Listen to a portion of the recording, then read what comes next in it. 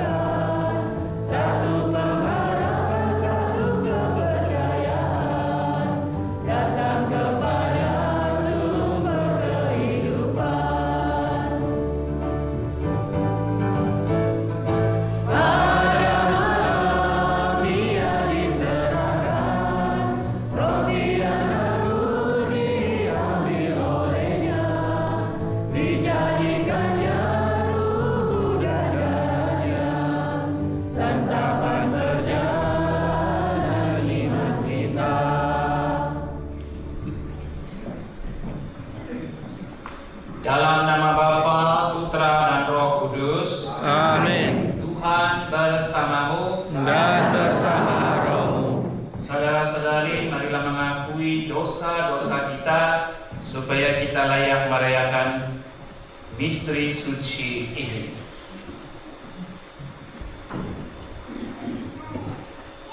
Tuhan Yesus Kristus, demi cinta kasih-Mu, Engkau rela merendahkan diri dengan membasuh kaki para murid. Tuhan, kasihanilah kami. Tuhan, kasihanilah kami. Dalam Ekaristi, Engkau mengorbankan diri bagi kami semua. Kristus, kasihanilah kami. Kristus, kasihanilah kami. Demi cinta kasih-Mu dalam Ekaristi, Engkau memberikan tubuh dan darah-Mu kepada kami agar tetap bersatu dengan kami. Tuhan, kasihanilah kami. Tuhan, kasihanilah kami. Semoga Allah yang Maha Kuasa mengasihani kita, mengampuni dosa kita, dan mengantar kita ke hidup yang kekal. Amin. Kemuliaan kepada Allah di syurga. Damai di bumi kepada orang yang berkenan padanya. Kami memuji Engkau, kami meluhurkan Engkau, kami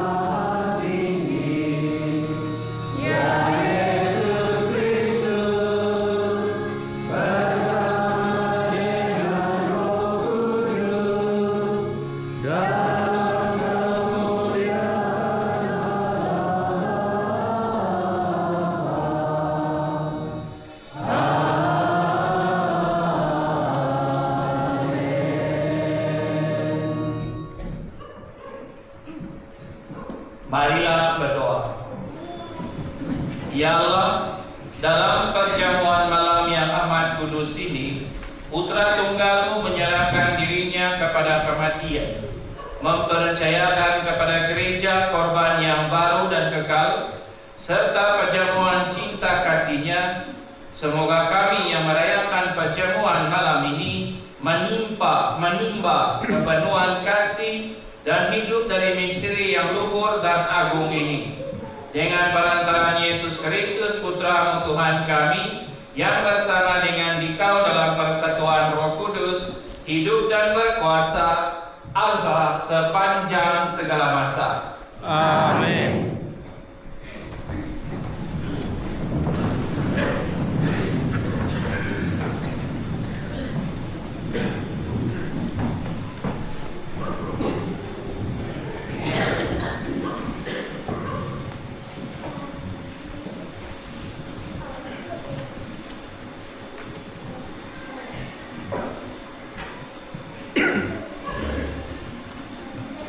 Pembacaan dari kitab Keluaran. Pada waktu itu berfirmanlah Tuhan kepada Musa dan Harun di tanah Mesir. Bulan inilah akan menjadi permulaan segala bulan bagimu. Itu akan menjadi bulan yang pertama bagimu tiap-tiap tahun. Katakanlah kepada segenap umat Israel, pada tanggal 10 bulan ini diambil oleh masing-masing seekor anak domba menurut kaum keluarga, seekor anak domba untuk tiap-tiap rumah tangga. Tetapi jika rumah tangga itu terlalu kecil jumlahnya untuk mengambil seekor anak domba, maka ia bersama-sama dengan tetangganya yang terdekat ke rumahnya haruslah mengambil seekor menurut jumlah jiwa. Tentang anak domba itu, kamu buatlah perkiraan menurut keperluan tiap-tiap orang. Anak dombamu itu harus jantan, tidak bercela dan berumur 1 tahun. Kamu boleh mengambil domba atau kambing. Kamu harus mengurungnya sampai hari yang ke-14 bulan ini. Lalu seluruh umat Israel yang berkumpul harus menyembelihnya pada waktu senja.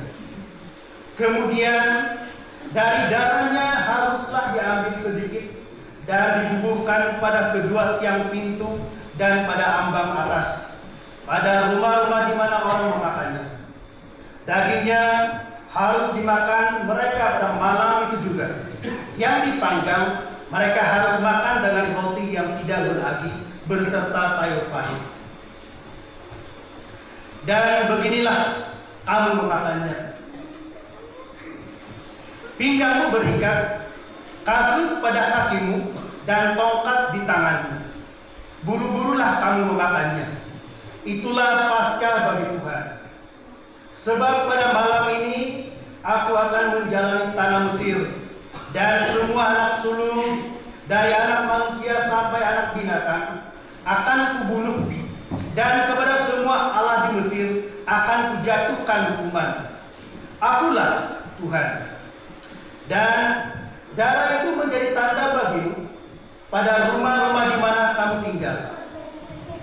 Apabila aku melihat darah itu, maka aku akan lewat daripada kamu. Jadi tidak akan ada tulah kemusnahan di tengah-tengah kamu apabila aku menghukum tanah Mesir. Hari ini akan menjadi hari peringatan bagimu. Kamu harus merayakannya sebagai hari raya bagi Tuhan turun-temurun. Demikianlah sabda Tuhan. Syukur kepada Allah.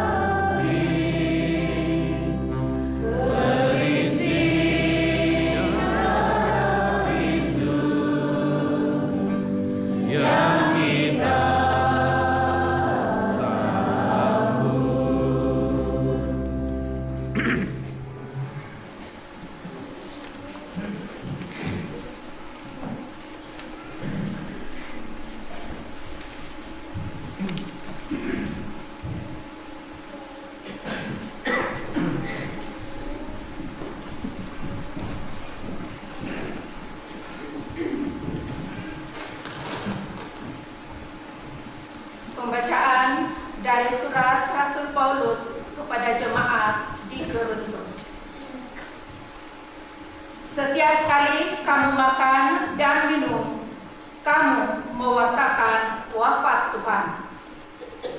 Saudara-saudara, apa yang telah kuteruskan kepadamu telah aku terima dari Tuhan, yaitu bahwa Tuhan Yesus pada malam waktu Ia diserahkan mengambil roti, dan sesudah itu Ia mengucap syukur atasnya.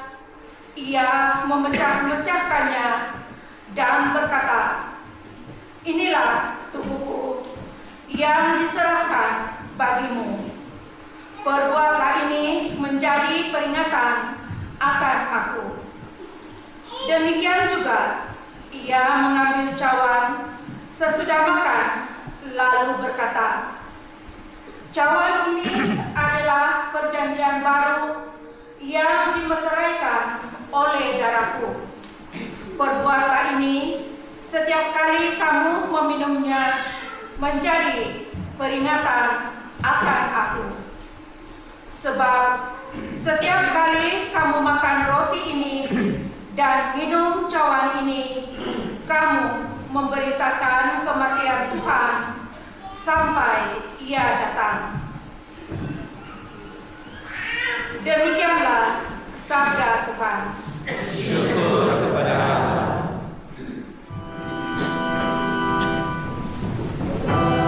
Pujilah Kristus Tuhan,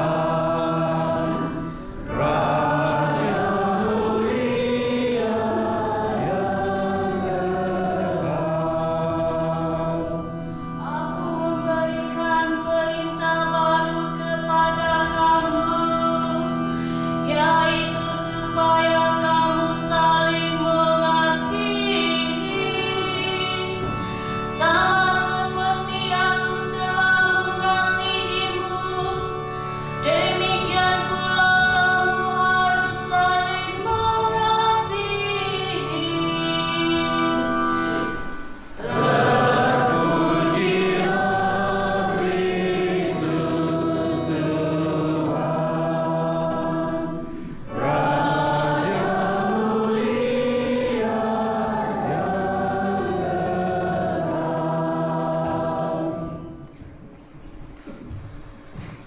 Tuhan bersamamu. Dan bersama rohmu. Inilah Injil suci menurut Yohanes.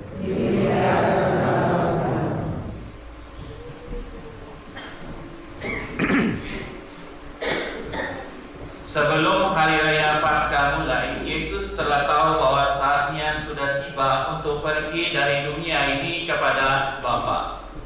Sebagaimana Ia senantiasa mengasihi murid-muridnya, demikianlah sekarang Ia mengasihi mereka sampai saat terakhir. Ketika mereka sedang makan bersama, iblis telah membisikkan dalam hati Yudas Iskariot, anak Simon, rencana untuk mengkhianati Yesus. Yesus tahu bahwa Bapa telah menyerahkan segala sesuatu kepadanya dan bahwa Ia datang dari Allah dan akan kembali kepada Allah. Lalu bangunlah Yesus dan menanggalkan pakaiannya. Ia mengambil sehelai kain lenan dan mengikatkannya pada pinggangnya. Kemudian Ia menuang air ke dalam sebuah baskom dan mulai membasuh kaki murid-muridnya, lalu menyekanya dengan kain yang terikat pada pinggangnya itu. Lalu sampailah Ia kepada Simon Petrus. Kata Petrus kepadanya, "Tuhan, Engkau hendak membasuh kakiku?"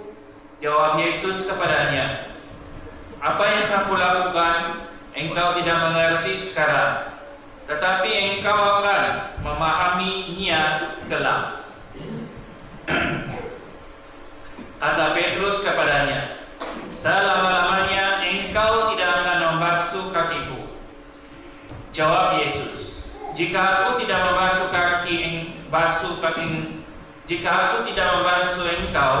engkau tidak mendapat bagian dalamku." Kata Simon Petrus kepadanya, "Tuhan, jangan hanya kakiku saja saja, tetapi juga tangan dan kepalaku. Kata Yesus kepadanya, siapa saja yang telah mandi, ia tidak usah membasuh diri lagi selain membasuh kakinya, karena ia sudah bersih seluruhnya.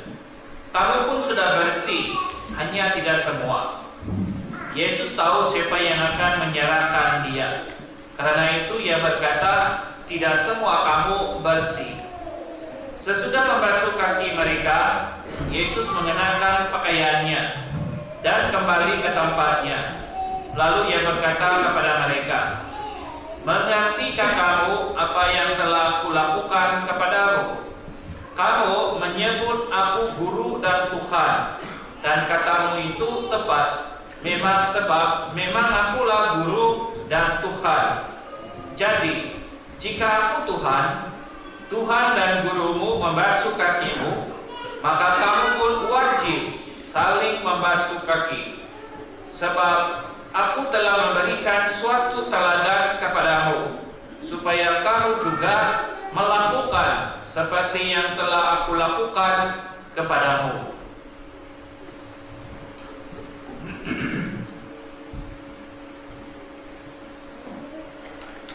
Demikianlah Injil Tuhan. Terpujilah Kristus.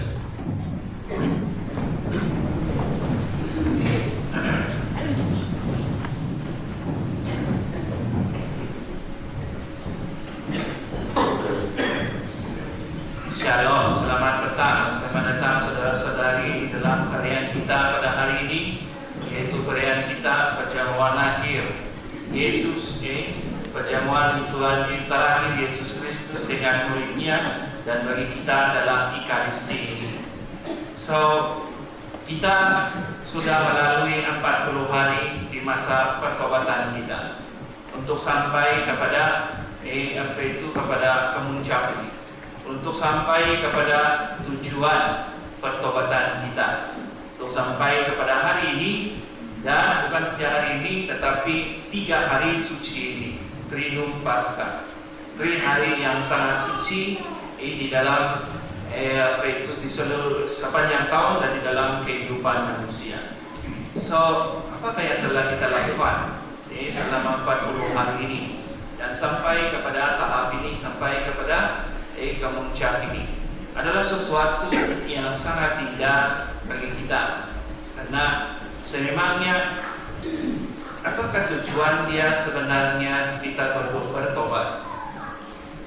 Kenapa? Apa yang harus kita perlakukan dalam pertobatan sebenarnya? Dan sememangnya banyak kita pikir bertobat adalah buang yang jahat, lakukan yang baik. Of course itu memang betul. Tidak ada kesalahan dia. Tapi di dalam dia itu apa berarti dia dalam 40 hari ini untuk kita bertobat? Apakah sebenarnya pertobatan itu bagi kita sebenarnya? So, sampai kita pada tahap ini, sampai kita pada hari ini, hari yang tersuci, hari-hari yang tersuci ini, kita telah mendengar sabda Tuhan pada hari ini, yaitu pembacaan pertama dari kitab Keluaran. Dan dalam kitab Keluaran tadi kita dengar tentang mengapakah mereka merayakan Paskah. Untuk apakah mereka merayakan Paskah sebenarnya? Dan ditunjukkan, dia tidak, of course dengan Paskah itu apa yang dirayakan, apa yang dimakan, apa itu dia perkara yang lain. Tapi perkara yang pertama adalah kenapa mereka rayakan Paskah sebenarnya, dan apa yang mereka lakukan dalam masa Paskah sebenarnya kepada bangsa Israel pada ketika itu. Dan pembacaan pertama mengatakan pada hari ini harus dilakukan dengan peringatan, dengan peringatan sesuatu peristiwa yang tidak dapat dilupakan, yang tidak boleh dilupakan, tidak dapat dilupakan juga. So, apakah dia pada hari ini? Sememangnya bangsa Israel merayakan Paskah pertama-tama adalah mereka rayakan Paskah bertujuan untuk itu bersyukur kepada Tuhan. Bersyukur kepada Tuhan pertama adalah oleh kerana tuaian yang sangat besar. Tuhan yang sangat bukan saja besar tetapi sangat sempurna. Dan mereka mau bersyukur kepada Tuhan atas pemberian itu, tuayan itu. Dan di atas tuayan itu, pemberian kesyukuran itu, apa yang mereka lakukan, mereka korbankan anak domba sebagai tanda kesyukuran bagi mereka dengan tuayan yang Tuhan telah berikan kepada mereka. Tanda kesyukuran. Yang mereka ingati, mereka senantiasa tahu bahwa tuayan itu sememangnya anugerah Tuhan. Kalau Tuhan tidak menganugerahkannya, mereka tidak akan mendapat tuayan yang begitu banyak dan baik. Tentu sebabnya lah sebagai tanda mereka lakukan perayaan ini, korbankan anak domba untuk bersyukur kepada Tuhan. Tapi selepas itu, lama-kelamaan dia akan menjadi lagi satu peristiwa yang sangat penting lagi bagi bangsa Israel. Dan apakah dia itu? Yaitu pembebasan dari perhambaan Mesir. Yang mereka di mana mereka telah dibawa keluar daripada perhambaan Mesir dan menuju kepada tanah perjanjian. Dan saat itulah dengan mengingati itu, mengenalkan itu, mereka mau bersyukur dan sekali lagi melakukan korban itu. So, of course kesyukuran mereka yang pertama syukur karena banyak mereka terima. Kesyukuran yang kedua adalah oleh kerana pembebasan itu daripada perhambaan. Saya percaya kita di sini tidak pernah pun mengalami perhambaan sebenarnya. Hamba bukan setakat kuli-kuli. Hamba adalah suatu kehidupan yang kau tidak mempunyai hak pun kehidupan kau. Yang kehidupan kau tidak mempunyai nilai pun, tidak mempunyai harga pun. Kalau dia mau pakai, dia mau pakai. Kalau dia tidak mau pakai, dia buang saja, kasih hancur begitu saja. Yaitu satu kehidupan, satu perhambaan yang betul-betul boleh dilakukan bahwa tidak ada nilai kehidupan kau. Kau tidak mempunyai pun harga kepada kehidupan itu, tidak ada arti. Senantiasa di dalam keadaan ketakutan, senantiasa di keadaan apakah yang harus saya lakukan supaya saya tidak akan buang jadi kain burung dan semua dia. Dan itulah, oleh sebab itulah bangsa Israel mengingatkan itu, keluar daripada tempat itu bagi mereka adalah sesuatu yang amat luar biasa. Karena tidak ada manusia yang boleh lakukan itu kepada mereka. Karena pada saat itu kerajaan Mesir adalah kerajaan yang paling kuat dan tidak siapapun yang boleh mengalahkan mereka. Dan mereka doomed to die, doomed to destroy, habis semua dia. Dan sebab itulah, tapi semua dia itu terjadi. Dan sebab itulah pada hari ini kita dengar dalam pembacaan pertama tadi mengatakan bahwa mereka rayakan Paskah dalam mengenangkan itu. Suatu sebab inilah bagi kita juga untuk kita rayakan Paskah juga adalah oleh kenangan. Karena kita mengingati. Itu sebabnya pertobatan bukan setakat kau lepaskan kejahatan buat dia, tapi mengingati betapa besarnya kasih Allah itu di dalam kehidupan kita. Menyadari perkara itu sebenarnya apa yang Yesus telah lakukan kepada kita sebenarnya dalam kehidupan kita. Karena apa yang dia lakukan bukanlah sekadar, tetapi melakukan sesuatu yang amat luar biasa bagi dalam diri kita. Dari sebab itulah, itu sebabnya pertobatan itu yang kita membuatkan kita mengingatkan kepada kita, memikirkan, merenungkan apa yang telah Kristus berikan kepada kita. Itulah pertobatan. Karena kita menuju kepada Paskah Raya ini, menerima korban itu sebenarnya, memuliakan korban yang Tuhan berikan itu kepada kita.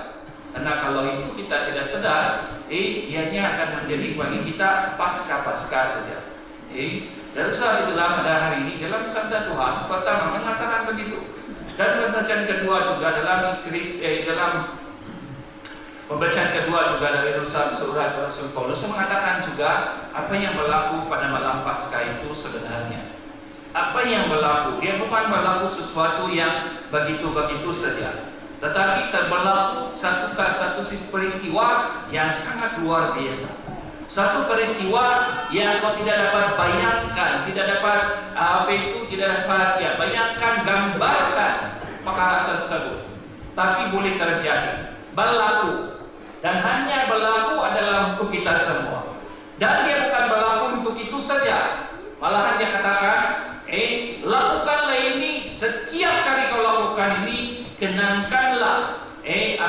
telah kulakukan kepadamu.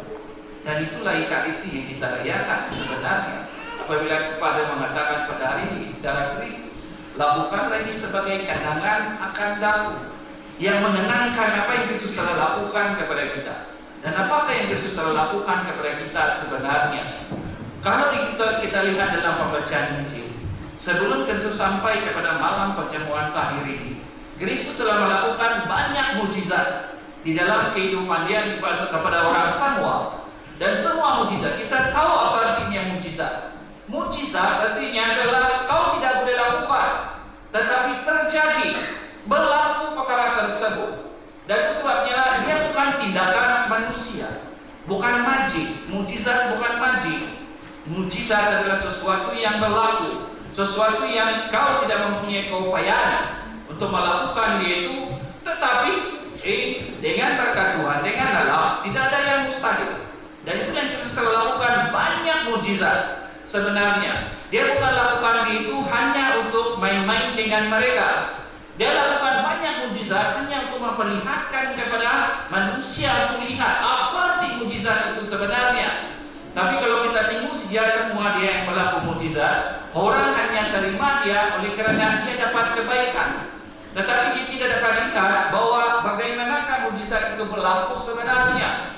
Dan saat itulah apabila Kristus melakukan banyak mukjizat hanya untuk membawa kita kepada kenyataan, kepada kebenaran. Satu kebenaran yang sangat luar biasa, tidak ada manusia yang boleh lakukan, tiada kerajaan di dunia ini boleh lakukan, tapi Kristus boleh lakukan. Dia dapat lakukan. Kita tahu bahwa perempuan berzina, tidak ada siapa yang boleh mengampuni dia, tapi dia ampuni dia dan memberikan dia kehidupan kekal. Si lumpuh tidak dapat bergerak apa-apa, si kusta tidak dapat buat apa-apa. Tidak ada pun yang ada apa yang diberikan kepada dia dapat lakukan sesuatu. Tiada siapa yang dapat menyembuhkan. Tapi Kristus katakan pada hari ini, angkatlah tilammu dan berjalan.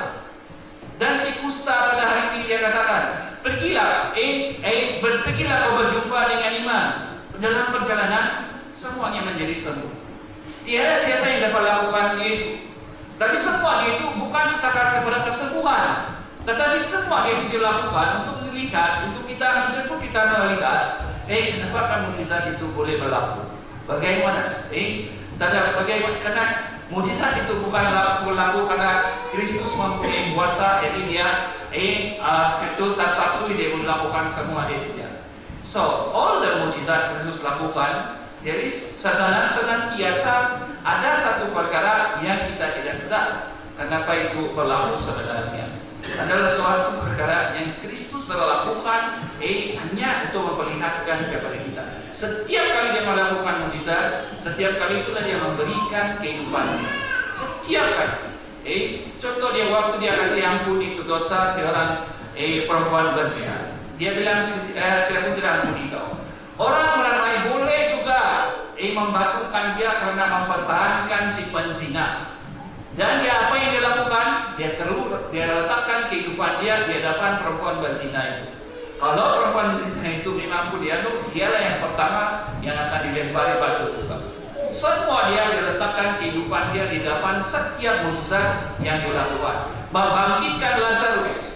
Semua dia apabila dibangkitkan Lazarus, sememangnya orang Yahudi, ahli Taurat dan semuanya mau membunuhkan dia. Tapi apa yang dilakukan pada hari dia letak kehidupan dia di hadapan mukjizat Lazarus itu.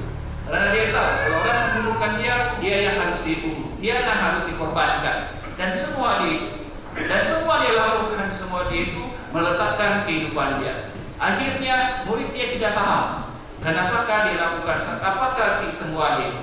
Akhirnya pada malam perjamuan terakhir Kristus mengatakan kepada mereka, dan Kristus melakukan suatu perkara yang tidak siapapun dapat bayangkan, gambarkan. Dan apa dia lakukan? Dia mencuci dan menyekat kaki kaki murid-murid dia. Itu satu perkara yang tidak siapapun dapat bayangkan, dapat pikirkan. Seorang Tuhan, seorang yang begitu berkuasa untuk membasuh kaki murid-murid dia. Bukan siapa, murid-murid dia. Bukan Raja Firaun, bukan Raja Herodes. Murid-murid dia. Yang sedemikian rupa. Dan apakah tujuan dia Kristus? Apabila dia mencuci kaki murid-murid dia, dan semua murid-murid dia tidak tahu, tidak sadar, sehingga dia sampai kepada Petrus. Dan apabila Petrus mengatakan, kau tidak akan mencuci kakiku, karena Petrus bilang, Petrus memang dia tidak mau kaki dia dicuci oleh Tuhan dia, dan dia katakan sedemikian, tidak boleh, kau tidak akan dapat, tidak boleh mencuci kakiku sebenarnya, saya yang harus mencuci kakimu. Tapi Kristus mengatakan, kalau saya tidak cuci kaki kau tidak akan dapat bagian daripada aku. Apakah bagian yang dia katakan kepada Petrus pada hari ini? Satu bagian yang sangat penting, satu bagian yang sememangnya adalah satu bagian yang sangat luar biasa yang Kristus mau untuk kau lakukan ini, untuk mereka murid-murid yang terima pada hari ini. Dan oleh karena Petrus menyadari itu dan mengatakan pada hari ini, jangan saja kaki, jangan bukan saja kakiku, tetapi juga tangan dan kepala. Tapi Kristus mengatakan pada hari ini, orang yang sudah mandi, sudah bersih, hanya kaki saja yang harus dibersihkan. Dan apakah? Dan dia katakan, kamu tidak akan sadar apa yang kamu tidak mengerti, tapi akan sampai masanya kamu akan mengerti. Apa yang kulakukan ini? Tapi apa yang kulakukan ini? Sebagai teladan sebenarnya supaya kamu juga akan lakukan kepada sesama.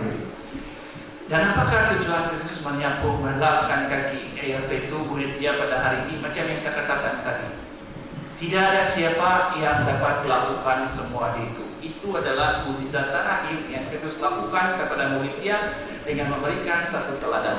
Satu teladan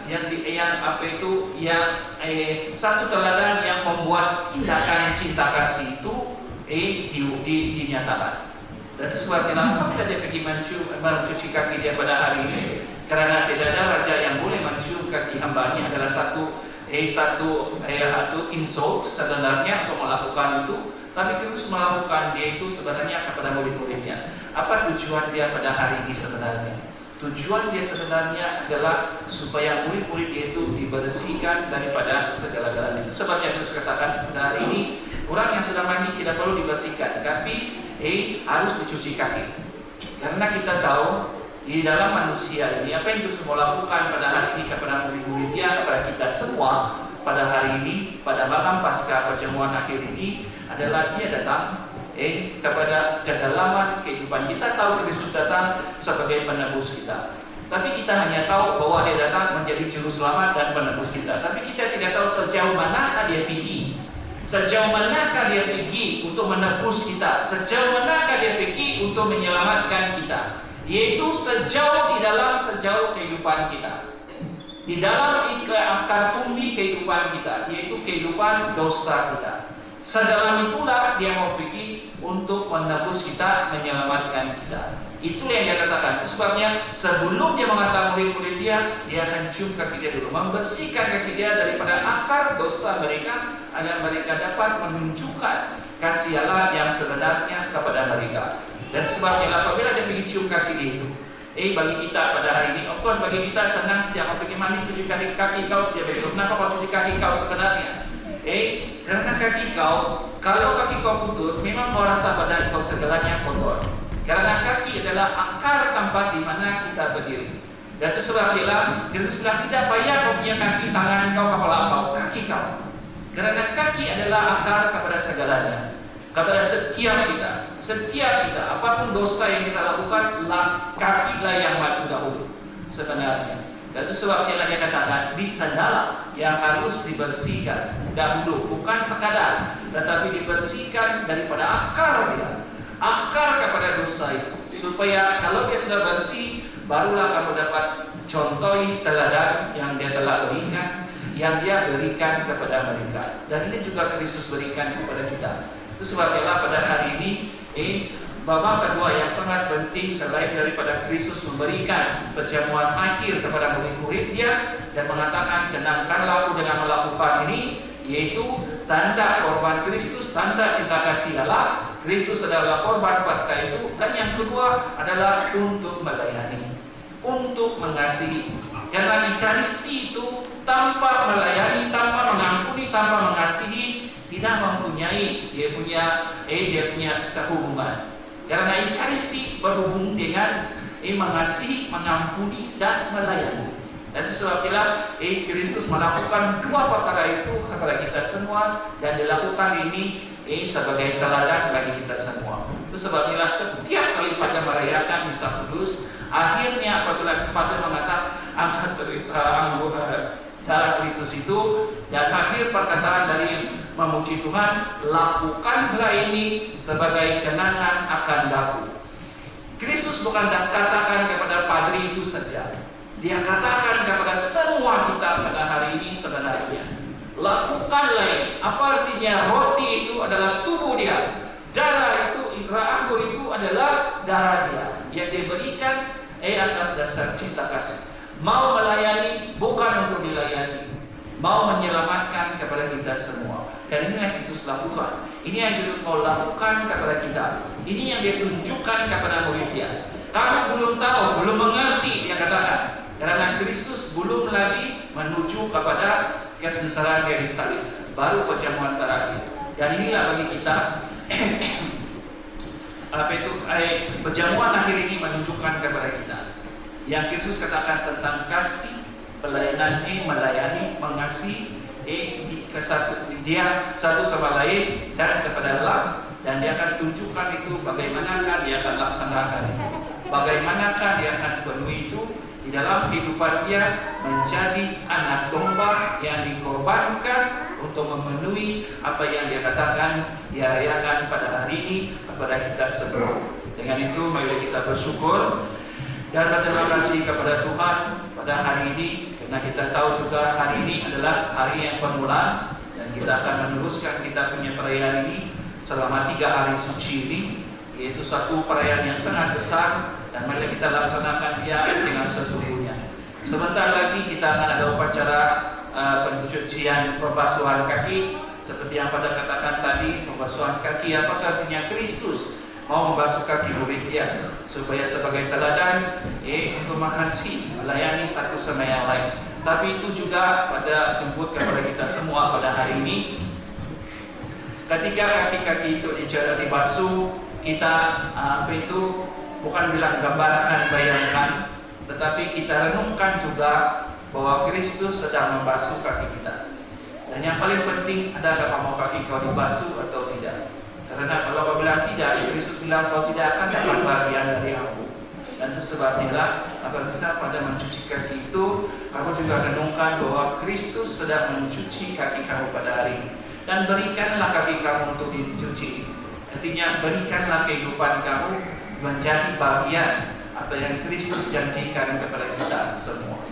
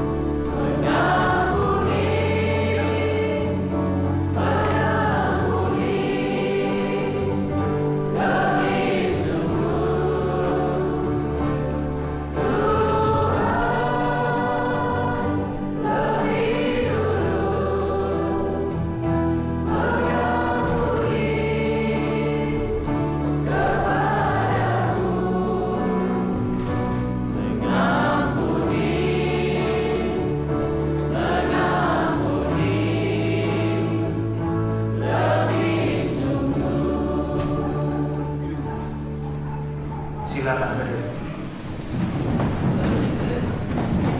Dengan membasuh kaki para muridnya, Yesus telah memberikan perintah baru agar kita saling melayani dan saling mencintai. Marilah kita berdoa kepada Bapa agar dapat melaksanakan perintah baru itu dengan sepenuh hati.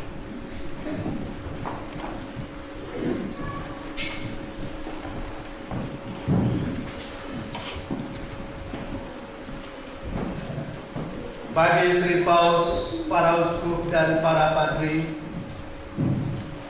semoga istri Paus dan uskup kita serta para padri dapat melakukan tugas penggembalaan mereka dengan rendah hati seperti Yesus yang membasuh kaki murid-muridnya. Marilah kita mohon. Kabulkanlah doa kami ya Tuhan. Bagi para pemimpin masyarakat, semoga para pemimpin masyarakat selalu mendasari tugas pelayanan mereka dengan sabda Yesus sendiri untuk saling melayani satu sama lain demi keselamatan bersama. Marilah kita mohon. Kabulkanlah doa kami ya Tuhan. Bagi orang-orang menderita, semoga keteladanan Kristus dalam mengasihi para muridnya mendorong setiap orang untuk terlibat memberikan pertolongan dan kasih bagi orang-orang yang sedang menderita. Marilah kita mohon. Kabulkanlah doa kami ya Tuhan.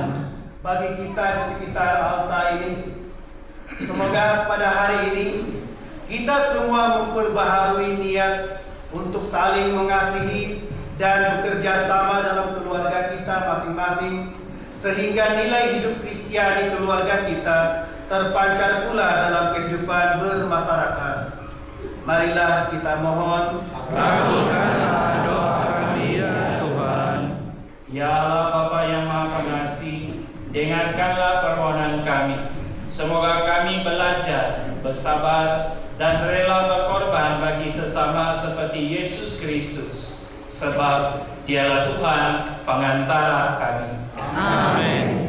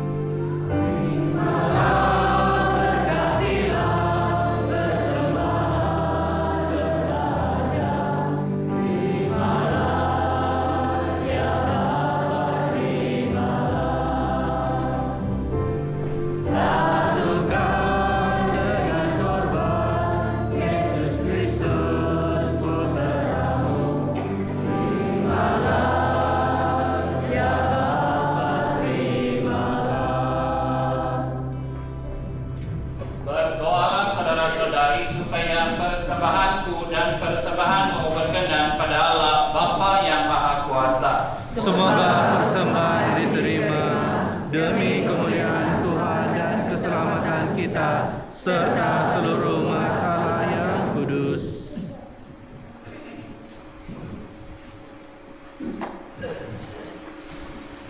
Ya Allah, perkenankanlah kami merayakan misteri ini dengan pantas, kerana setiap kali kenangan akan korban ini dirayakan, terlaksanalah karya penebusan kami dengan perantaran Kristus Tuhan kami. Amin. Tuhan bersamamu. Dan bersama roh. Marilah mengarahkan hati kepada Tuhan. Sudah kami arahkan. Marilah bersyukur kepada Tuhan Allah kita. Sudah layak dan sepantasnya. Sungguh pantas dan benar, layak dan menyelamatkan bahwa kami selalu dan dimanapun bersyukur kepadamu, Tuhan Bapa yang kudus, Allah yang maha kuasa dan kekal, dengan perantaran Kristus Tuhan kami. Dia, imam yang sejati dan kekal, yang pertama mempersembahkan dirinya kepadamu dengan menetapkan wujud korban yang abadi sebagai persembahan yang menyelamatkan, dan memerintahkan kami untuk mempersembahkan korban ini sebagai kenangan akan dirinya. Ketika menyantap tubuh yang dikorbankan bagi kami, kami dikuatkan. Ketika meminum darah yang ditumpahkan bagi kami, kami disucikan. Sebab itu bersama para malaikat dan malaikat agung, bersama singgasana dan kekuasaan, serta bersama sulaskar surgawi, kami melakukan pada